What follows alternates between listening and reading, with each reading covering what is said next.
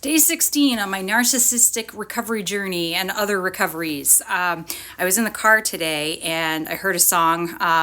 As much as I'm like, really, I think my music's really cool because I'm very alternative indie, but I definitely will admit to a love of 80s hairband ballads, particularly the stuff that was playing when I was in high school. Huge connection to the Narcissist.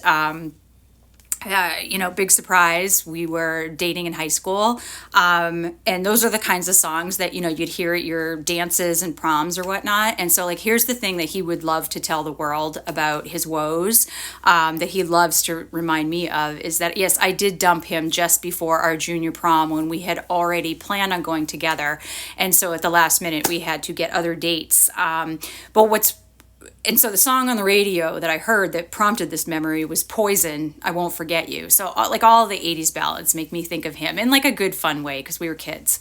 But yeah, the interesting thing though, like, and one of the things that makes it hard to balance like this narcissist discovery of like 16 days ago with like my genuine experiences with him is like that prom was like 35 years ago, right? And he's still harping on it now. But he remembers exactly what color dress I was wearing. And that was 35 years ago. So, like, as much as I definitely understand the narcissism and all of that stuff that's kind of recently come out, like, it's very hard sometimes to compare that with these memories that I have where just a few months ago, he was telling me what I was wearing to the prom that I didn't go to him, like, didn't go to with him, right?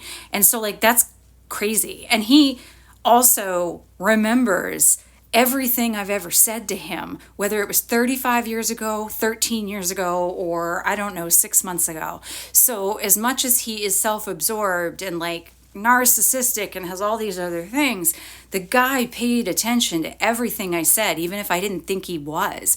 And he paid attention to how I look and what I do and all sorts of things. And so, yeah, it's hard to separate myself from that sometimes. Then another song came on, totally different story that made me realize I've been talking about the demise of this narcissistic relationship over the past few months, but I'm also processing another relationship end, and it's another long-term one that wasn't on and off. Like this thing was been on and off with large gaps. But this other one that I'm processing, this was a 24-year relationship, no breakups in between, lots of ups and downs, but it was a relationship. And as much as like a marriage or a contract could be, right? We made a decision. We kept choosing each other, even though there were definitely ups and downs. We kept choosing each other, and we're, at the stage now where it's time to end. But the song, and I'll explain in a second how I'm kind of processing this like divorce, is the song that came on the radio after that was an old deep cut from U2, Silver and Gold, off the Rattle and Hum album. And it's a story about a man in Johannesburg, South Africa, which is uniquely a place that I'm going to be visiting in the very near future. So interesting timing. I haven't heard this song in a long time, but I remember there's just a lyric in it that I love. And so I was prepared and turned the volume up. And it's just this part where he goes, Jesus Christ, I am someone. Like, Jesus Christ, say something. I am someone. I am someone. And, like that hit me so hard because, this relationship ending, I sort of look at it now in this like fracture of like 4 years, the last 4 years, and then the first 20. And that's been the healthiest way I've been able to kind of start processing it in the past 24 hours, because the last 4 years have just been like the really bad abusive part of the relationship where I probably should have divorced a lot sooner. Very toxic, very unhealthy, and all of that is playing out in this extrication of the relationship. Now, it's a good thing to be walking away from this. It's good. It's the best possible scenario I could be in. It's nothing to worry about, but the toxicity of it and this sort of erasure of me as a human being, which clearly started a long time ago as this decision was being made. And now finding out just how much people are realizing I had a lot of stuff that I was doing that maybe they didn't think I was doing anything. My perception is they think I've done nothing. Whereas I do I've done everything. And now it's all falling apart and I'm supposed to help. And I'm going to help because again, this was a 24-year relationship, right? We got kids. And so I have to co-parent. And I got to be graceful. And I really do feel that because I'm remembering and placing myself now in my first 20 years, because that's where I am someone. I am still someone, but I've always been someone. And I have a lot of strong connections there where I did a lot of things that were from the heart, my passion, my advocacy, my showing up for people showing up for me, trailblazing, saying the things that other people are afraid to say, changing culture, impacting people, mobilizing people, making things safe for other people. Like that's me. And you know what? These people that I've connected with for my first 20 years, like are like, we're making each other cry because that's what we're talking about is like, hey, I see you, you are someone. And like, you weren't just anyone, like you are a huge someone. And like, you got 20 years of that out here, that sees you, loves you, and recognizes that you are someone regardless of, what might have been the past 4 years. And it's okay. I feel really good about this, and I'm handling everything really well. But it's a relationship end, just like the narcissist, and there's definitely some ties to it. I had a trauma bond with my narcissist.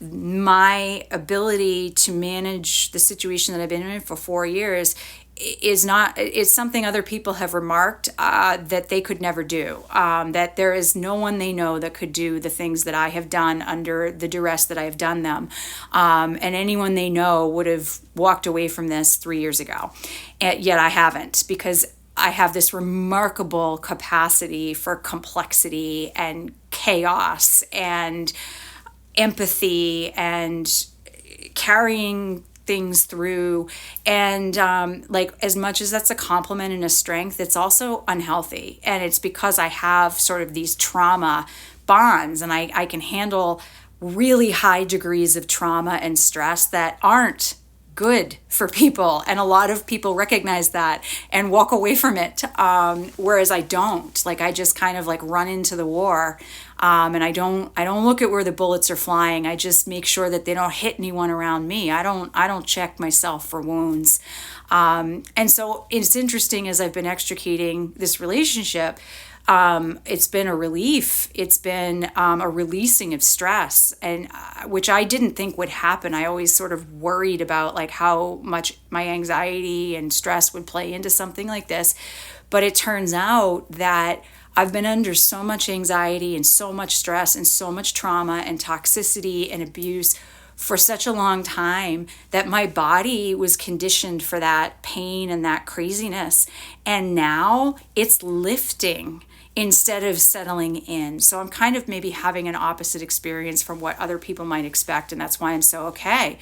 And the physical reaction I've talked about on these things before is this, like, I'm dizzy almost. I'm dizzy and I'm having a little bit of stability issues, right? Kind of makes me nervous. It could be an old person thing that I need to look into, but I really just think it's the cortisol shift. I think it's like years and years and years of like cortisol being like boiling up here and my shoulders up to my ears. It's like years of that coming out and shifting as I embrace new relationships and new adventures and positivity ahead.